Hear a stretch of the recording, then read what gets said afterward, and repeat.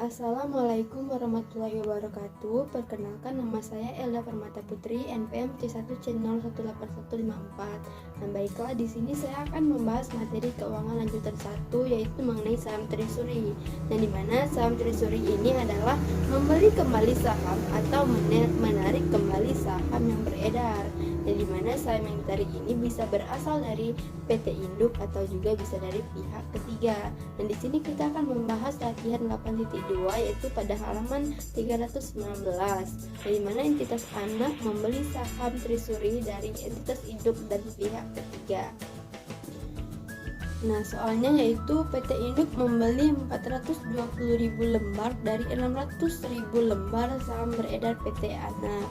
Nah, pada 2 Januari 2015, pada saat itu PT induk membayar sebesar 630 juta rupiah, yaitu sebesar proporsi nilai aset bersih PT anak. Nah, di mana komposisi ekuitas atau aset bersih PT anak saat itu terdiri dari saham biasa dan saldo laba masing-masing senilai 600 juta rupiah dan 300 juta rupiah. Di mana saham PT anak memiliki nominal atau par senilai 1.000 rupiah. Nah, pada tanggal 31 Desember 2015, PT anak melakukan pembelian kembali sejumlah lembar saham yang beredar seharga 1.200 rupiah per lembarnya. Nah, di sini dimintai hitunglah persentase kepemilikan PT induk sebelum dan sesudah pembelian saham treasury tersebut. Jika yang pertama, seluruh saham dibeli kembali sebanyak 75.000 lembar dari pihak ketiga.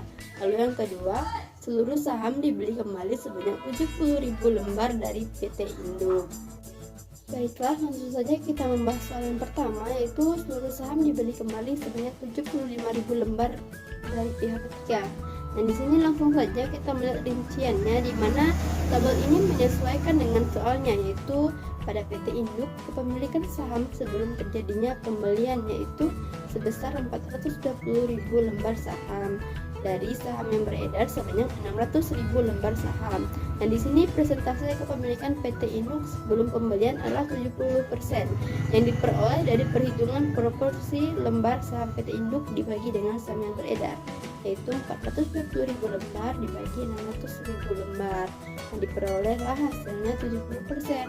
Nah, selanjutnya yaitu pada soal dilakukannya pembelian kembali saham yang beredar sebanyak 75.000 lembar saham yang beredar.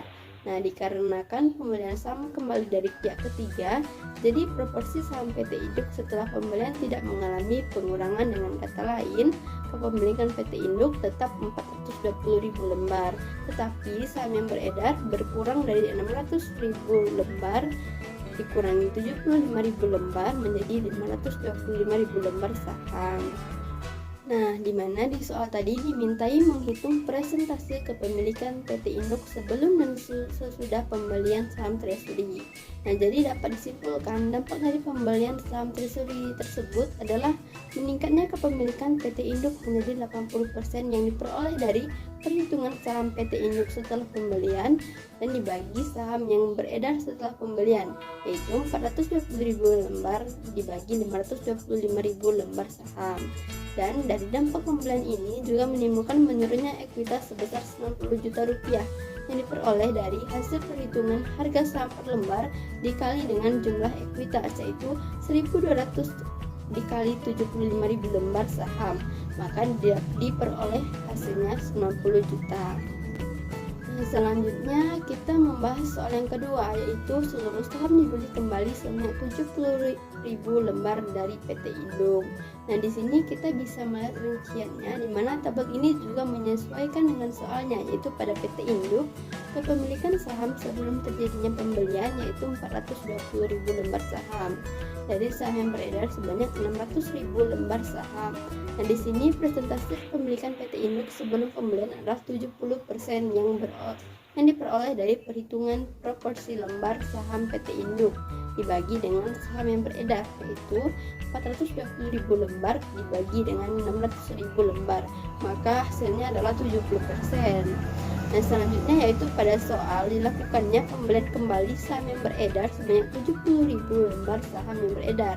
Nah, dikarenakan pembelian saham kembali dari PT induk Jadi, proporsi saham PT Induk setelah pembelian mengalami pengurangan. Dengan kata lain, kepemilikan PT Induk menurun dari 420.000 lembar dikurangi 70.000 lembar menjadi 350.000 lembar.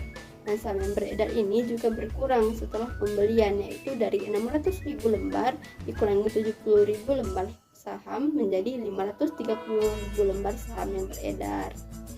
Nah, di soal tadi dimintai menghitung persentase kepemilikan PT Induk sebelum dan sesudah pembelian saham treasury.